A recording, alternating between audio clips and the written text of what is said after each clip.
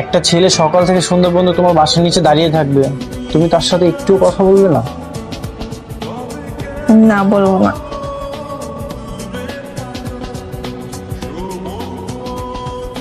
হাসতেছো কেন?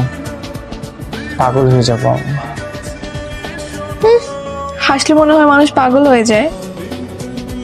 সবারটা জানি না, কিন্তু তুমি আমার লাইফে একজন স্পেশাল মানুষ।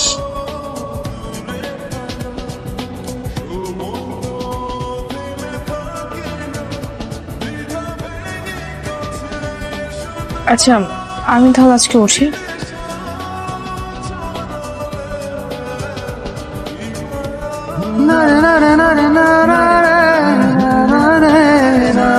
আবার কখন দেখা হবে? নাম্বার তো নিয়েছেন, ফোনে না হয় বলে দিব। আমি তাহলে আসি।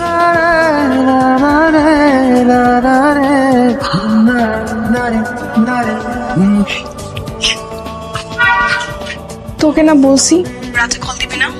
তোর সঙ্গে কথা বললে মা রাগ করে। হ্যাঁ, রাগ তো করবই। দিন রাত মার কাছে আমার নামে বদনাম করবি, শত্রু বানাবি, রাগ করবো না ফোন দিলে? কেন কল দিয়েছিস সেটা বল। আর টাকা লাগবো। টাকা লাগবে মানে? ওটা খরচ হয়ে গেছে। খরচ করেছিস মানে? 2 দিনের মধ্যে 5,000 টাকা খরচ হয়ে গেল। হ্যাঁ, শেষ। এই ঢাকা শহরে 5,000 টাকা খরচ করতে 5 মিনিটও লাগে না। আমি তুই আমার টাকা দিয়ে যা। দেখ নেহা, আমার কাছে আর কোনো টাকা পয়সা নেই, আর মাও তোকে বাড়তি টাকা দিবে না। টাকা দিবি না? ঠিক আছে, যা। কালকে বাসায় কি করে তুই দেখিস। দেখ প্লিজ, বাসায় এসে ঝামেলা করিস না শুধু শুধু। কালকেই দেখবি কি করি। শোন, এই বাইকে স্টার্ট দে, টিএসসি যাবো। চল তাহলে ঘুরে আসি।